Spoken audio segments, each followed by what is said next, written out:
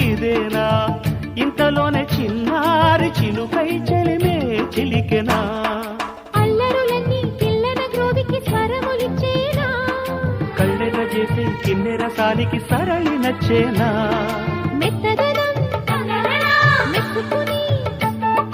Gopala Krishnaiah గారాలు చెల్లించరా